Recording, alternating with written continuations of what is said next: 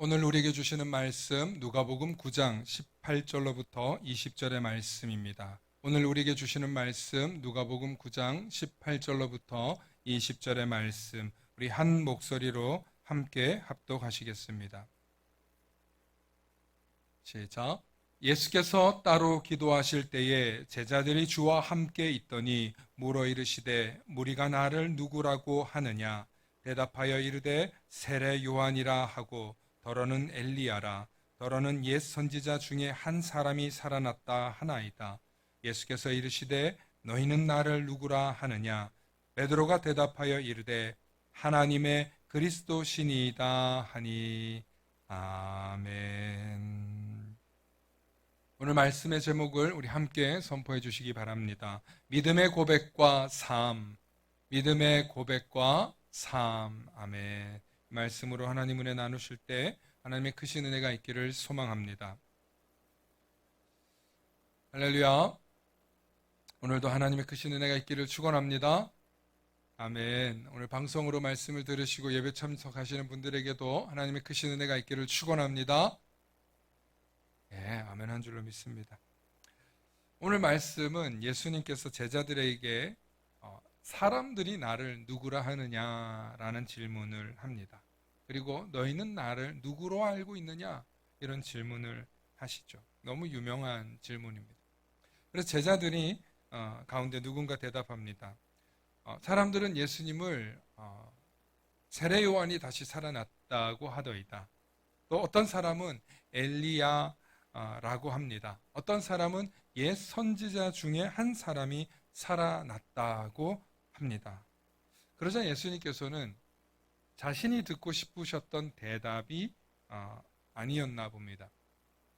그래서 제자들에게 다시 묻습니다. 너희는 나를 누구라 하느냐? 이렇게 묻습니다. 그래서 베드로가 이렇게 대답합니다. 하나님의 그리스도이십니다. 네, 하나님의 그리스도. 베드로가 이런 고백을 하고 있는데요. 하나님의 그리스도. 문장이 좀 이상해요. 이게 한글도 있고 외래어도 섞였고 지금 그런데 실제로 이렇게 성경에도 말하고 있어요. 우리 말씀을 한번 좀 화면으로 풀어서 볼까요? 하나님의 그리스도. 이 그리스도라는 말은 헬라어로 크리스토스, 구원자, 주권자 뭐 이런 뜻입니다. 그리고 하나님의 아들은 이스라엘 사람들이 생각했을 때 그리스도예요. 동급이에요. 하나님의 아들, 구원자, 메시아와 같았어요. 그러니까 그리스도, 메시아, 히브리어로 메시아 이 같은 뜻이죠. 그래서 지금 이게 어떤 의미냐면 누가복음은 이방인들이 듣고 있는 복음서예요. 그러다 보니까 여기에 그리스도라는 표현이 들어가 있는 거예요. 누가복음에는. 그래서 하나님의 그리스도. 이방인들은 알아들을 수 있지만 사실 유대인들이 듣기에는 좀 이상한 말이에요. 그래서 다른 성경에 이렇게 표현이 안 되어 있는데 하나님의 아들 그리스도십니다. 이렇게 표현이 되어 있거나 주는 그리스도시요 살아계신 하나님의 아들이십니다. 뭐 이렇게 표현이 되어 있어요. 근데 오늘 누가복음에 보면은 좀 다르게 나오죠. 이처럼 베드로가 예수님을 그리스도라고 시인하면서 예수님을 엄청 위대한 분으로 알고 그리고 예수님을 나의 구주로 고백하면서 따랐어요. 그래서 다른 성경에 보면 바요나 시모나 네가 이를 안에서 복되다 하고 칭찬받아요. 칭찬받아요. 굉장히 칭찬받는 그런 본문이었습니다. 그런데 이 본문 바로 뒤에 베드로가 굉장히 혼이 나는 장면이 나오는데 우리 마태복음 16장 21절부터 24절 말씀 화면으로 한번 보시겠습니다. 21절에 보면 이때로부터 예수 그리스도께서 자기가 예루살렘에 올라가 장로들과 대제사장들과 서기관들에게 많은 고난을 받고 죽임을 당하고 제3일에 살아나야 할 것을 얘기하세요. 그러니까 베드로가 주님이 죽는다고요? 아니에요. 항변하다 이게 뭐냐면 완전히 거부한다, 반항하다 이런 뜻이에요. 그래서 거의 반항하다시피 주여 그리 마옵소서 이 일이 결코 죽게 미치지 아니하니이다. 자기가 그걸 막겠다는 거예요. 자기가. 그러니까 굉장한 충성심을 가지고 얘기를 한 거예요. 그래서 예수께서 돌이키시면서 베드로에게 이르시되 뜬금없이 사탄아 내 뒤로 물러가라. 너는 나를 넘어지게 하는 자로다. 네가 하나님의 일은 생각하지 아니하고 도리어 사람의 일을 생각하는도다 하시고, 이에 예수께서 제자들에게 이르시되 누구든지 나를 따라오려거든 자기를 부인하고 자기 십자가를 지고 나를 따를 것이다. 이제 십자가 이야기를 마태복음에서는 합니다. 엄밀히 말하면 이 말씀 속에는 베드로가 완전히 예수님께 한 방 먹는 그런 장면이에요. 베드로 입장에서는 예수님을 지키고 예수님에게 그런 일 일어날 리 없습니다 하는 충성심에 의해서 말한 거죠. 주님을 존경하고 사랑해서 드린 말씀일 거예요. 여러분들 정말 존경하는 선생님이나 혹은 부모님이 있다면 얼마나 그 어려운 일을 당한다 그러면 맞고 싶겠어요. 베드로에게 예수님은 단순한 랍비가 아니에요. 정말 베드로의 고백대로 그리스도예요. 그리스도. 나의 구원자시라니까. 그럼 구원자를 내가 지키고 보호하겠다는 거 아니에요. 그런데 예수님께서는 오늘 이 수제자라 하는 제자 베드로에게 완전히 사탄 취급하고 있어요. 완전히 마귀 취급하고 있어요. 아무리 예수님을 사랑하고 예수님께 충성되게 하던 베드로였다 해도 아마 이 사건 이후로 한 몇 날 며칠은 정신적 데미지가 소위 말하면은 요즘 말로 뭐라고 합니까? 멘탈이 좀 많이 흔들렸을 것 같아요. 그렇지 않겠습니까? 난 주님 위해서 말한 거고 난 주님 위해서 얘기한 건데 주님이 1대1로 얘기한 것도 아니야. 제자들과 사람들이 막 있는 데서 창피를 당했어. 이 내성적이고 자존심 센 사람은 아마 100% 예수님 이후로는 나는 저분하고 얘기 안 해. 아마 이렇게 삐쳤거나 꼬라지가 났을 거예요. 근데 실제로 베드로가 배신합니다. 그죠? 네, 나중에 배신해요. 주님 그러실 수 없습니다. 절대로 주님을 죽게 내버려 두지 않겠습니다. 심지어 마고의 기도 잘랐던 게 베드로 아니에요. 예수님 막아설 정도로 의지가 분명했던 사람이에요. 그런데 나중에 이 멋지고 용맹한 제자의 모습은 사라지고 예수님께서 그 즉시 이야기해줬죠. 네가 오늘 날 배신할 거다 얘기했음에도 불구하고 베드로는 정말 배신하게 됩니다. 오늘 예수님께서 하신 이 말씀에서 먼저 우리 하나 짚고 넘어야 될 것은 네가 하나님의 일은 생각하지 않고 도리어 사람의 일을 생각하는도다 하는 이 메시지에서 저와 여러분들이 꼭 짚고 묵상하고 가셔야 될 부분이 있어요. 뭐냐면 주님의 생각과 우리의 생각은 한참 다르다는 거예요. 이걸 조금 어려운 말로 하면 뭐냐면 신의 생각과 인간의 생각, 즉 신본주의와 인본주의는 완전히 다르다는 거예요. 성경은 철저히 신본주의, 신중심적인, 하나님 중심적인 해석과 설명과 오로지 거기. 뭐 사람이 죽고 어떤 거에 대한 의미 부여 많이 하면 성경에 굉장히 인권을 존중하는 얘기가 있는 것 같지만 깊이 들여다보면 또 그렇게 사랑의 하나님이 아닐 때가 있어요. 야, 하나님이 이렇게 무서운 하나님이야? 라는 생각이 들 때가 있습니다. 우리가 신앙생활 하다 보면 우리는 아무리 좋은 마음을 가지고 해보려고 해도 인본주의적 생각을 하게 되어 있어요. 그걸 인간적인 생각이라 그러죠. 우리는 인본주의적인 경향으로 생각하고 말하는 습성을 가지고 있어요. 왜냐하면 우리는 땅에 몸을 딛고 살아가고 있기 때문에 유한한 존재이기 때문에 그럴 수밖에 없어요. 그럼에도 불구하고 성경은 철저히 인본주의를 경계하라, 배격하라, 멀리하라고 하는 것입니다. 저와 여러분들이 이 말씀을 항상 가슴에 새길 수 있기를 소망합니다. 하나님의 관점, 신의 관점에서 생각하고 실천하라는 것이 성경의 메시지예요. 성경은 저와 여러분들이 세상적으로 생각할 거라는 걸 잘 알고 있어요. 그래서 인본주의적인 생각, 인간적인 생각에 빠져서 그 늪에 허우적거릴 것을 알고 있어요. 그래서 저와 여러분들에게 끊임없이 얘기하는 게 너희 생각과 내 생각은 다르다는 거예요.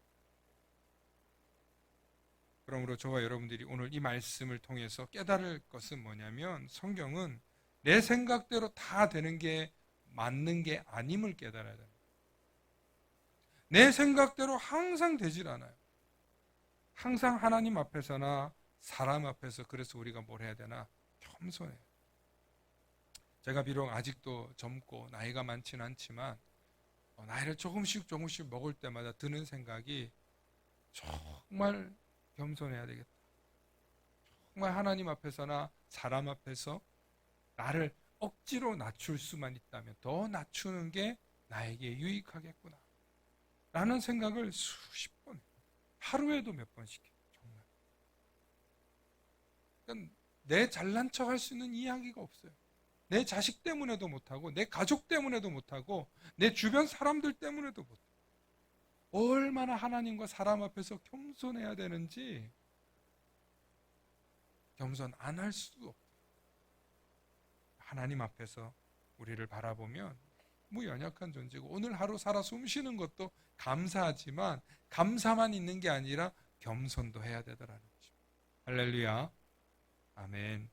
두 번째는 마음 먹은 것과 믿는 것이 다르다는 것입니다. 우리 마음 먹은 것과 믿는 게 달라. 베드로를 보면 참 안타까운 것이 믿음의 고백이에요. 믿음의 결심이에요. 내가 예수님을 위해서 어떻게든 지켜드리겠다. 마음 먹고 결심한 고백이에요. 즉 마음 먹은 대로 결심한 대로 사는 것과 믿는 대로 사는 것이 다르다는 것을 저와 여러분도 오늘 베드로를 통해서 다시 한번 보게 되는 거예요. 실제로 베드로가 어떻게 됩니까? 예수님 붙잡히실 때 도망칩니다. 3번이나 부인하고 도망칩니다. 분명 엄청난 창피를 당해서 오늘 사탄아 물러가라 이 엄청난 창피를 당했기 때문에 그의 가슴속에 박혔던 얘기인데 실제로 내가 역시나 예수님을 배신했어. 이게 베드로예요.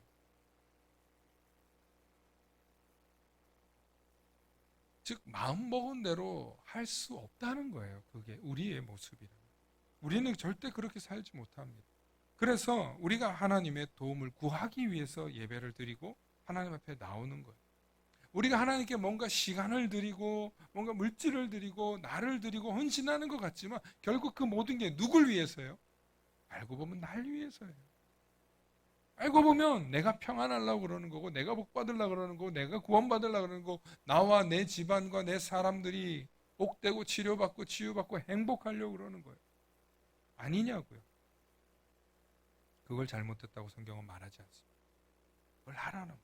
그런데 우리가 그렇게 되고 싶다는 거지 그렇게 사라지지 않는다는 거예요. 문제는 우리가 말한 대로 다 이루어지고 마음먹은 대로 다 지킬 것 같으면 내가 한 말을 멋지게 실천할 수 있으면 하나님 도움이 뭐 필요 있겠어요? 기도할 필요가 뭐 있겠어요? 그 사람 슈퍼맨이죠. 말한 대로 말하는 대로 뭐 그런 노래 있잖아요. 그 다음 또 뭐예요? 아무튼 생각한 대로 다 이루어질 것 같으면 응? 여러분 우리가 신앙생활 하면서 마음 먹은 대로 살지 못하기 때문에 하나님이 필요하다는 사실을 깨달으셔야 돼요. 내가 마음 먹은 대로 내가 결단한 대로 살지 못하는 게 연약한 우리의 모습이고 우리 실존이에요. 그래서 예수님을 열심히 믿던 사람들이 가끔 신앙생활하다가 크게 실망하는 분들이 있어요. 상처받는 분들이 있어요. 어떤 분들이요? 내가 기도했는데 내가 얼마를 이런 헌금도 하고 내가 교회를 얼마나 다녔는데 내 기도 안 들어주셨다. 상처받는 분들이 있어요. 많은 분들이 그런 분들이 정말 많아요. 교회 보면. 그래서 제가 늘 그런 분들을 다시 만날 기회가 있으면 물어봐요. 몇 년 그렇게 하셨냐고. 그러면 길어야 3개월, 길어야 3년, 고작 길어야 3년 정도예요. 3년. 야, 이 3년이면 대단한 거예요, 사실은. 그런데 내가 정말 바랬던 기도의 제목이 안 이루어지니까 나 정말 순수하게 믿고 안 이루어지니까 속상해서 나가시더라고요. 저는 그런 분들을 보면 너무 예쁘고 귀엽고 순수해서 막 정말 너무너무 예뻐요. 왜냐하면 그게 하나님 그렇게 믿고 싶으니까 그렇게 믿는 거예요. 하나님 그렇게 순수하게 믿어야 돼요. 그래서 그런 분들에게 그러셨냐고. 아, 얼마나 속상하셨냐고. 그런데 하나님이 때로는 기도를 묵히실 때가 있다고. 난 30년 동안 안 들어준 기도가 있는데 31년째 드려줬다고. 우리 아버지 구원받은 얘기, 그런 얘기. 얘기하면은 그러냐고. 그런 얘기 들으면서 성도들이 내가 좀 실망해서 내가 좀 삐쳐가지고 그러다가 저기 자기 더 기도할 수 있게 해줘서 고맙다고 그러고 나중에 그분들이 기도 응답됐다고. 네, 그땐 제가 전도사였는데 전사님 내가 그때 많이 흔들렸는데 얘기해줘가지고 고마웠다. 나중에 기도 응답 받았다고 연락이 와요. 얼마나 재밌는지 몰라요. 여러분 우리는 너무나 단발적으로 바라봐요. 우리의 인생도 우리의 기도의 제목도. 그럼에도 불구하고 우리는 당장에 내가 구하는 기도의 제목이 안 이루어질 때 상처받아. 혹은 내가 정말 신뢰하고 존경하고 훌륭하다고 생각했던 분이 저런 모습이 아니 저런 모습이 라는 걸 볼 때 우리가 또 실망하고 상처받죠. 여러분 신앙생활 하시면서 꼭 기억해야 할 것은 교회에는 하나님께 구원받고 하나님 잘 믿으려고 왔지 사람에게 구원받고 사람하고 잘 사귀려고 온 게 아니에요. 아멘이십니까? 여러분 진짜 신앙을 가진 사람은 하나님의 말씀에 더 귀를 기울여야 돼요. 사람의 이야기에 너무 현혹되면 안 돼요. 교회는 하나님의 말씀이 중심이 되어서 우리를 깨닫게 해주시는 은혜와 감동과 성령의 충만함이 있는 곳이지 교회에 와서 이런 교제 저런 교제 여러분 그게 주가 되는 순간 시험 바로 듭니다. 교회에서 우리가 앞으로 목장 모임도 하고 하는데 그 모든 모임의 목적이 뭐냐면 사람들하고 잘 사귀고 이게 아니라 너도 이런 걸로 기도 제목 가지고 있어? 너도 이런 거 가지고 힘들어하고 아파해? 우리 함께 기도하자. 우리 함께 말씀 가지고 내가 깨달은 거 나누고 내가 기도한 거 나누면서 서로 중보해 주면서 함께 이 악한 세상의 마귀와 싸워 승리하기 위해서 모이는 거예요. 그래서 믿음의 동지들, 믿음의 공동체가 목장 모임이에요. 혹은 구역 모임이라고도 할 수 있고 셀 모임이라고도 할 수 있고 숲이라고도 할 수 있어요. 요즘 이름들이 워낙 다양하고 예쁘니까 세상 사람 만나지 그러면 세상 사람 힘들 것 같으면 아니 심지어 교회 다니는 사람들 가운데서도 오늘도 제가 어떤 얘기 들었는데 영업하려고 우리에게 오는 사람들이 있어요. 네. 깜짝 놀라잖아요 사람들이. 물론 교인들끼리 서로 좋은 게 좋은 거라고 도와줄 수 있어요. 딱 도와줄 수 있을 만큼 도와주세요. 그 이상을 하면 넘어가요. 그 이상을 하면 실망해요. 우리가 얼마나 믿음 안에서 잘 살아내고 있는가, 우리가 말씀 안에서 얼마나 잘 순종하고 있는가, 이걸 서로 확인해주고 혹은 연약해져 있는 믿음을 가진 형제나 자매가 있으면 상처받고 인생에 너무 큰 파도를 겪으면서 지금 나 너무 힘들어 라고 할 때 중보해주고 기도해주기 위해서 모이는 거예요. 그게 우리의 신앙 공동체인 줄로 믿습니다. 거기에 진정한 생명력이 있고 거기에 하나님의 뜻과 계획이 있는 줄로 믿으시길 축원합니다. 또한 우리가 다 잘 될 것 같으면 항상 모든 사람에게 선한 영향력을 끼칠 것 같지만 사실 저도 마찬가지예요. 우리가 정말 선한 영향력을 끼치려고 하는 잠깐이에요. 조금만 깊이 만나보고 조금만 깊이 사귀어보면 그 사람의 나와 다른 점, 그 사람의 약점, 연약한 점 다 보여요. 얼마나 연약한 게 심지어 그 사람이 아니면 그 사람의 가족으로부터 보이는 거예요. 특히 제가 목회하는 목사로서 보면 가족들도 많지만 여러분 정말 제 속에서 얼마나 부족한 모습들을 다 알고 있겠어요. 그럼에도 불구하고 하나님 바라보면서 신앙생활 같이 하니까 견뎌지는 거예요. 아무리 선한 영향력을 끼치려고 해도요 잠깐이에요. 우리는 깊이 인간적인 얘기 한 10시간 하면 너무 좋았어. 파티할 때나 그렇죠.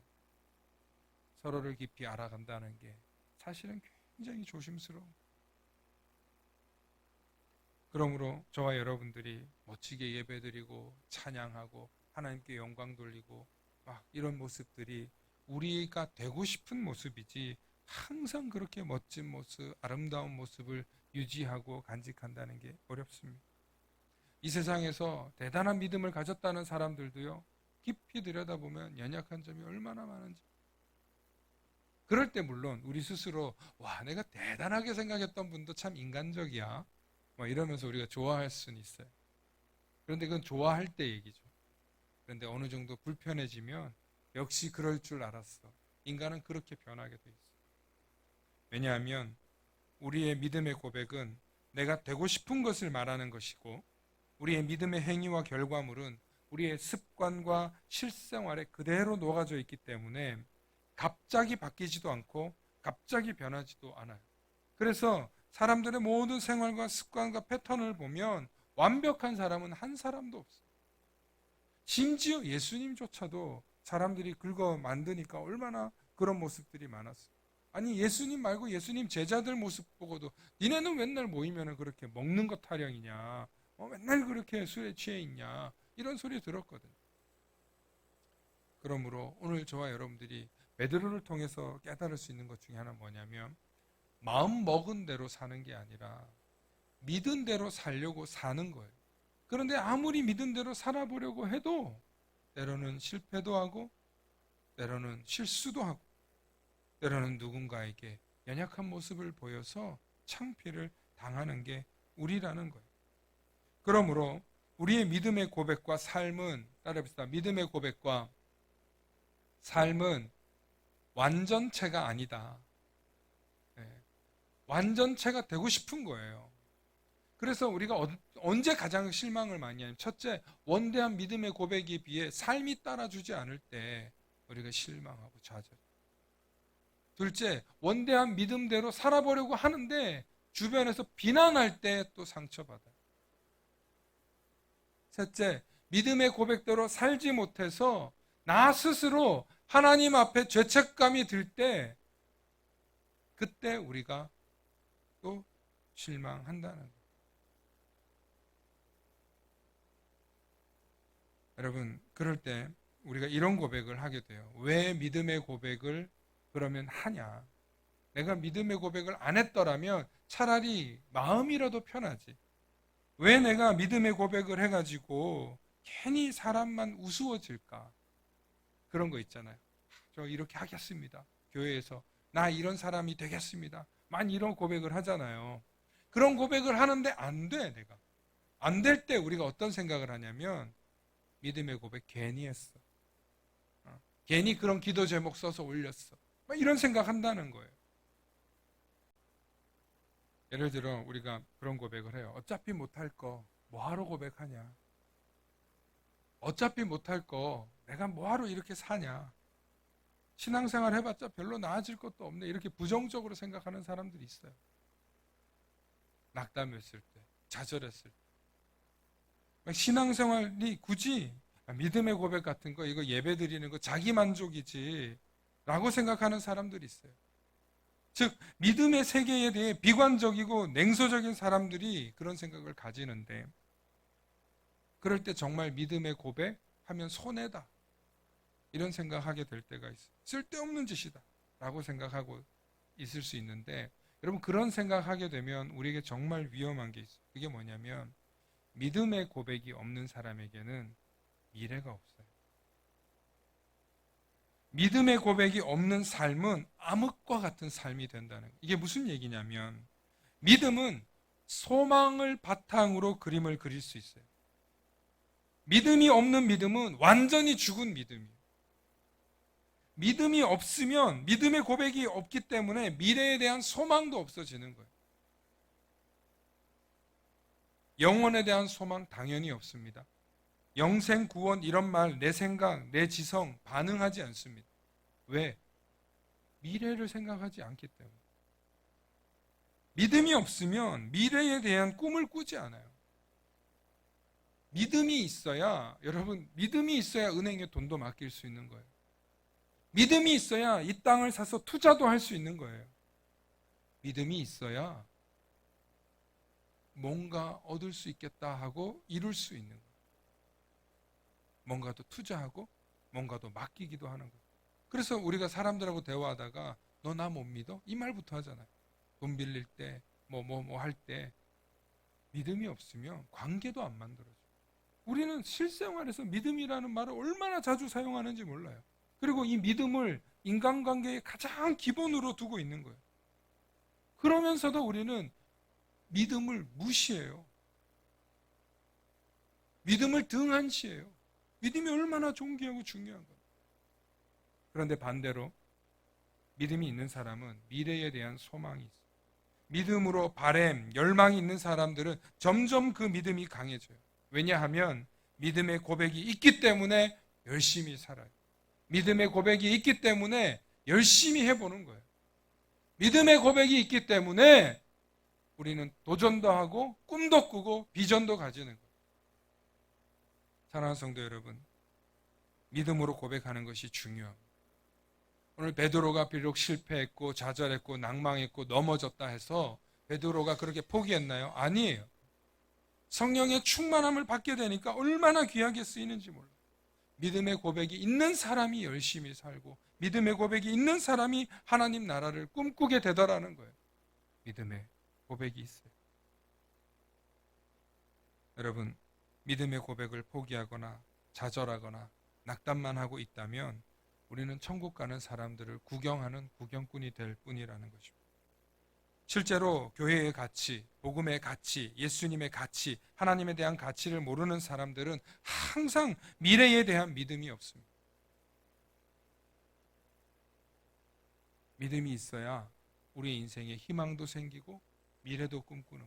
그래서 노인이 될수록, 나이를 먹을수록, 노년이 될수록 믿음의 이야기를 해요.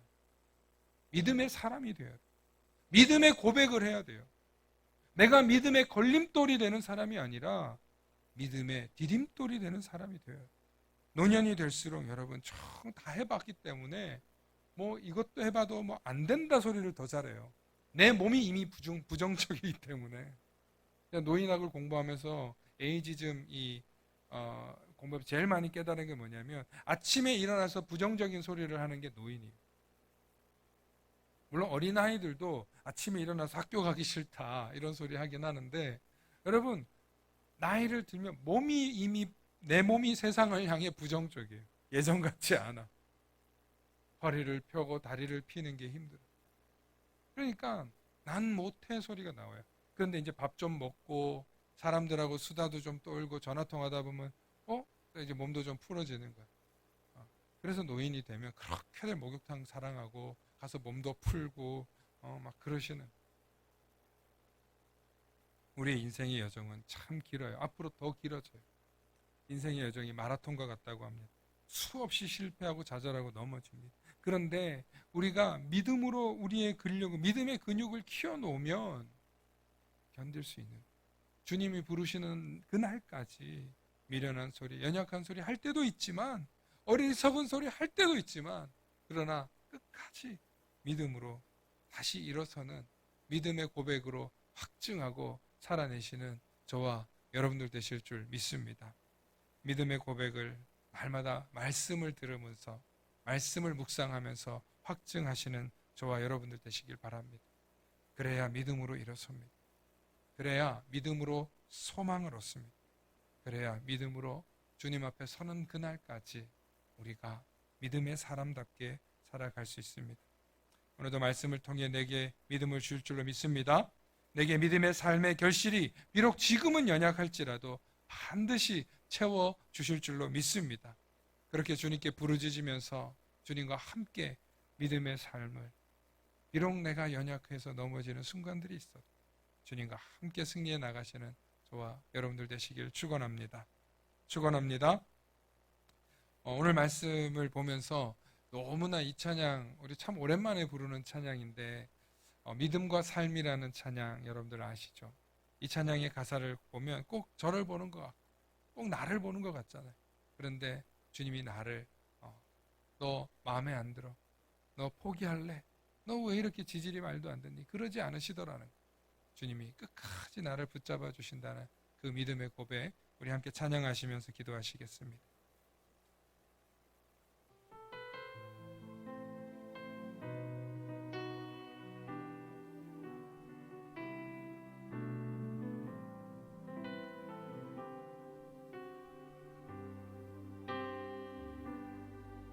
믿음과 삶을 살아내는 실력이 너무나 다른 내 모습을 볼 때에 이 모습도 주가 사랑하실까?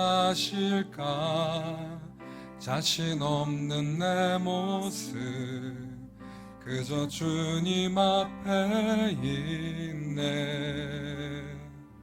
나 같은 자도 사랑하여 주시고 한 번도 나를 떠나지 않으셨네. 아픔 속에 주를 작게 여긴 날 꾸짖지 않으시고 내 손 잡아주시네. 오직 주님 안에 두려움 없네. 고난을 통해 날 만드심을 믿네. 주님만이 내 모든 것 되시네. 주의 강한 손 날 붙드시네. 오직 주님 안에 소망 있네. 내 삶을 통해 영광 받으실 주님만이 내 모든 것 되시네. 주의 선하심 나 노래하네. 믿음과 삶을 살아내는 실력이 너무나 다른 내 모습을 볼 때, 너무나 다른 내 모습을 볼 때에 이 모습도 주가 사랑하실까? 자신 없는 내 모습 그저 주님 앞에 있네. 나 같은 자도 사랑하여 주시고 한 번도 나를 떠나지 않으셨네. 아픔 속에 주를 작게 여긴 날 꾸짖지 않으시고 내 손 잡아주시네. 오직 주님 안에 두려움 없네. 고난을 통해 날 만드심을 믿네. 주님만이 내 모든 것 되시네. 주의 강한 손 날 붙드시네. 오직 주님 안에 소망 있네. 내 삶을 통해 영광 받으실 주님만이 내 모든 것 되시네. 주의 선하심 나 노래하네.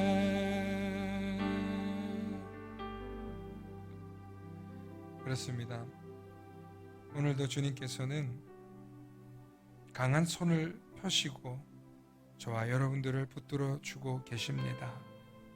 여러분, 우리가 이것을 상징적으로만 받아들인다면 우리는 주님이 나를 꼭 껴안고 붙들어 주고 계시다는 사실을 잊어버립니다. 그런데 정말 주님이 오늘 이 시간 나와 함께 하셔서 나를 안아주시고 나를 보듬어 주시고 내가 너와 함께 한다. 두려워 말라. 놀라지 마라. 나는 너의 하나님이다.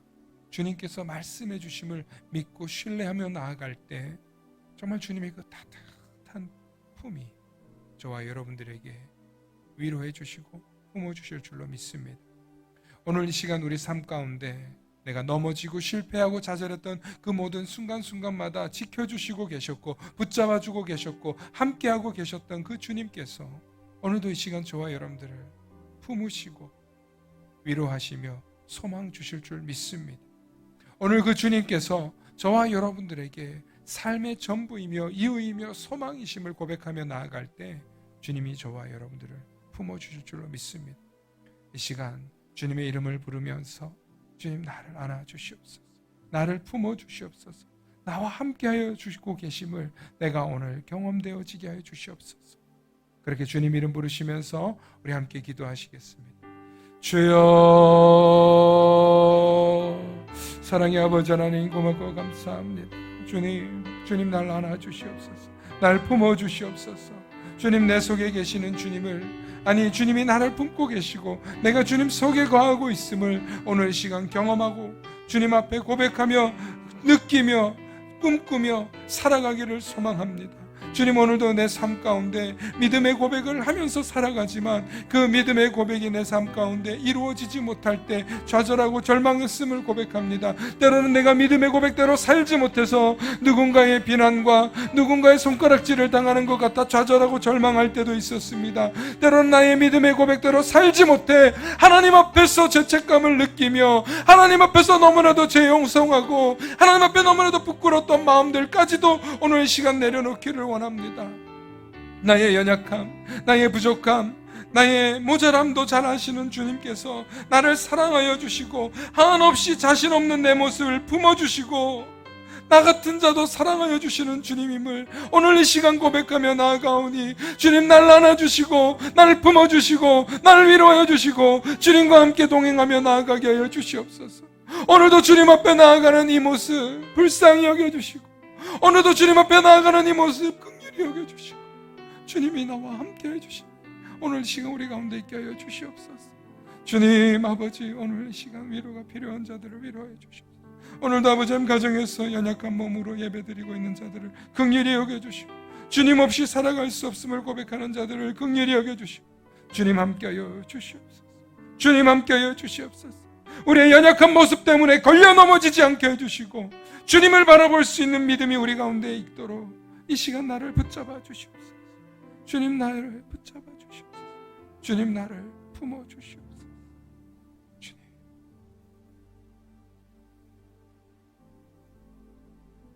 주님, 오늘도 연약한 가운데 주님 앞에 나와서 기도하며 간구하는 우리들을 주님이 품어주심을 믿사오며 우리 주 예수님 이름 받들어 간절히 기도 올려옵나이다. 아멘.